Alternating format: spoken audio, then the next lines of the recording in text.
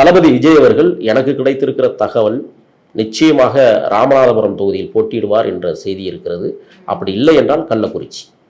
இந்த 2 தொகுதியும் அவர் குறிவைக்கிறார் என்று சொல்லப்படுகிறது. கள்ளக்குறிச்சியாக இருந்தாலும் ராமநாதபுரமாக இருந்தாலும் அவர்தான் வெற்றி பெறுவார் என்பது உண்மை. கடைசியா ஒரு கேள்வி, விஜய் அவர்கள் விஜயகாந்த் அவர்களை ஃபாலோ பண்றாரா சார்? அவர் ட்ரெண்ட் ஃபாலோ பண்றாரா சார்? அவை வேறு எடுத்துக்கலாமே.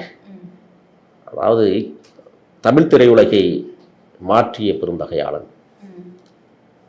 விருத்தாசலம் தொகுதியில் தான் ஒருவனாக வெற்றி பெற்றாலும் அடுத்த முறை நாம் மிக சாதுரியமாக வெற்றி பெற வேண்டும் என்று அதிமுகவுடன் கூட்டணி வைத்து 32 எம்எல்ஏக்களை அவர் வெற்றி பெற வைத்து எதிர்க்கட்சி தலைவரானார். ஆனால் அவர் அரசியலில் வெல்ல முடியாததற்கு காரணம் பெரிய ஜாம்பாவான்களை எதிர்த்து அவர் அரசியல் செய்தார். இன்றைக்கு ஜாம்பாவான்கள் எவரும் இல்லை. ஆகையால் விஜய்க்கு அது எளிதாக்கப்பட்டிருக்கிறது. விஜயகாந்தின் ரோல் மாடல் விஜய் என்பதில் மாற்று கருத்து இல்லை. ஆனால் விஜயகாந்தை போல வீழ்வார் என்று எவரும் கருதிவிடக்கூடாது. இது வெல்லுகிற ஒரு மாபெரும் சக்தியாக விஜய் அவர்கள் ரொம்ப பக்குவமா, பரந்தூர் விமான நிலைய பிரச்சனைக்கு போகிற போதே பரபரத்து போனீங்கல்ல, வேங்கவேலுக்கு வருவேன்னு சொல்லும்போது குடிச்சவனையே குற்றவாளி ஆக்கிவிட்டீங்கல்ல, திண்டுக்கலுக்கு படப்பிடிப்பு போகும்போதே திணறுச்சுல மதுரை.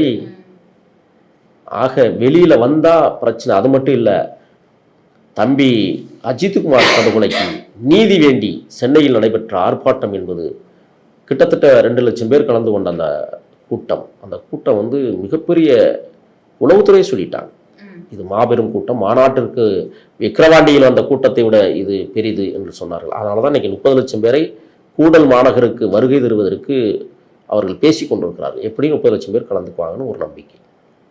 ஆகையால் விஜயகாந்தும் விஜயும், விஜயை அறிமுகப்படுத்தியது விஜயகாந்த்.